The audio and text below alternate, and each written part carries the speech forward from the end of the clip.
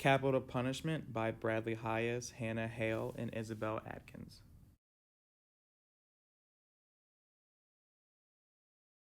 What is capital punishment? Also known as death penalty. It is the punishment by death for a crime.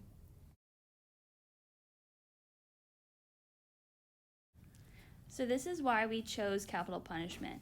Our group chose the topic of the death penalty because it is unique. There are several points of views and stances of right and wrong that could be analyzed.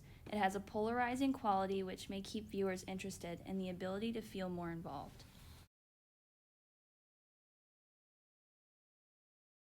Some history of capital punishment includes the birth of the death penalty in our country can be traced back to as early as the 1600s. Public hanging was the most popular method of execution during that time and became more common into the 1700s.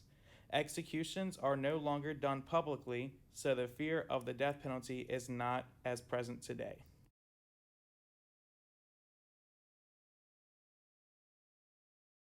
History of capital punishment. In the late 1900s, the death penalty became more restricted. At this time, the Supreme Court upheld that only certain crimes were not punishable by death. These crimes included rape crimes if the victims were not killed, crimes committed by somebody mentally challenged, or crimes committed by juveniles under the age of 16.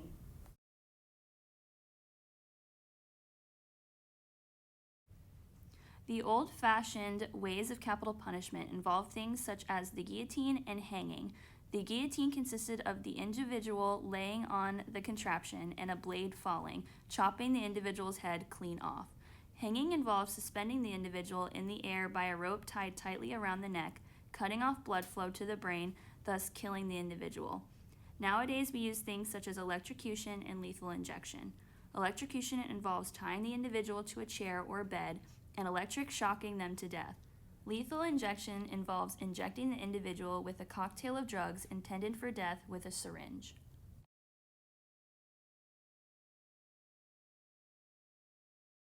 Who opposes it? According to William & Mary Law School Scholarship Repository, the most consistent, well-publicized, and forceful institutional objection to the death penalty on moral grounds comes from the Roman Catholic Church. The Church has not wavered in its opposition to the death penalty. For instance, the U.S. Catholic bishops have urged all Catholics to join organizations that work to curtail the death penalty and those that call for its abolition. In 1989, Pope John Paul II called for the consensus to end the death penalty, which is both cruel and unnecessary.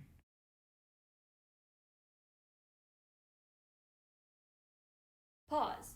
So, what is our argument? If you can't tell already, our group definitely thinks negative about the death penalty. It is very inhumane to human nature. We also look at it as an easy way out. For instance, if someone commits a murder, they would be taking the easy way out by being executed instead of spending time locked up for what they have done.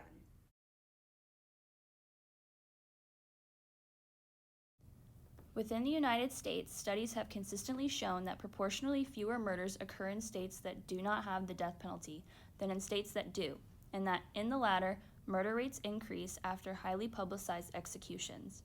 Findings that support the hypothesis that, as George Bernard Shaw put it, murder and capital punishment are not opposites that cancel one another, but similars that breed their kind.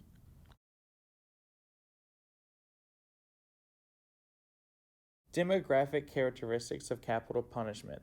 There are biases such as gender, location, and race of the people who are convicted. This makes the subject interesting in many ways when viewing how they influence the outcome of the case. Who does it involve?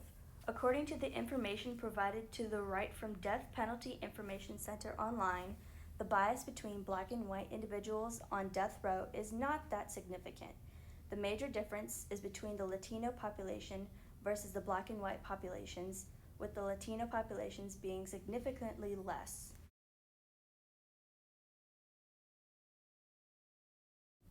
According to the information provided to the right from Death Penalty Information Center online, the number of people on death row vary upon a location around the United States.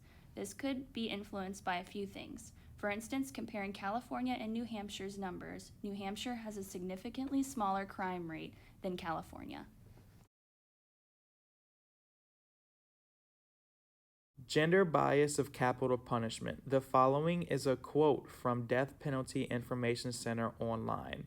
The authors further concluded that because women are stereotyped as weak, passive, and in need of male protection, prosecutors and juries seem reluctant to impose a death penalty upon them.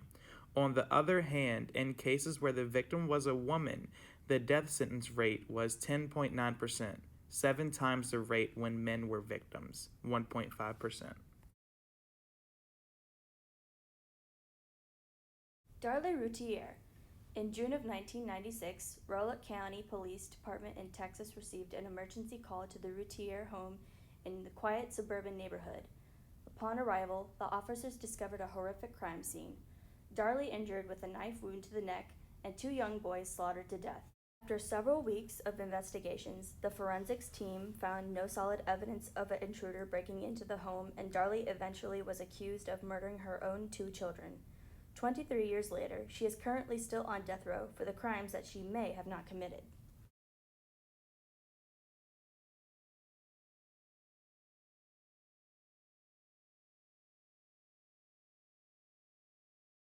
The first official conference to bring this to public attention was the National Conference of Wrongful Convictions and the death penalty in Chicago, Illinois in 1998.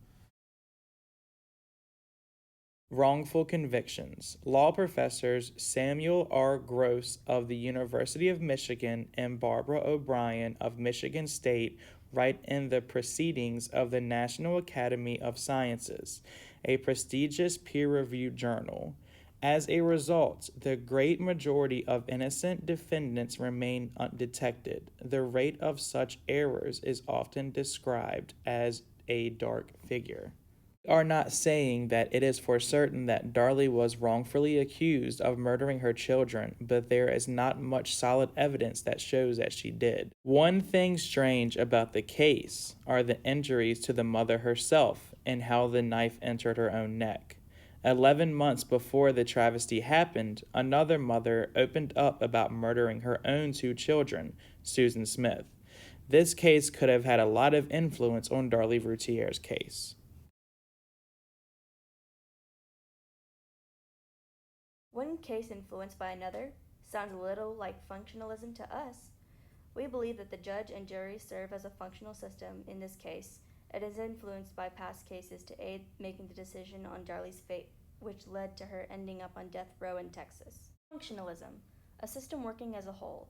If one is not working, the issue affects everyone.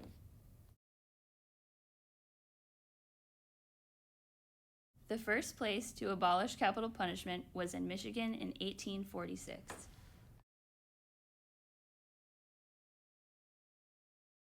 Abolishment. According to the textbook, 19 states had already abolished the death penalty in the United States by the year 2015.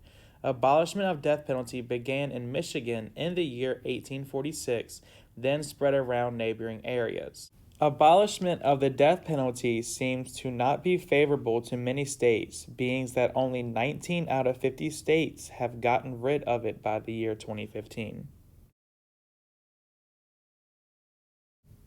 According to Legal Information Institute online, regarding the Coker v. Georgia case in 1977, the U.S. Supreme Court held that a penalty must be proportional to the crime.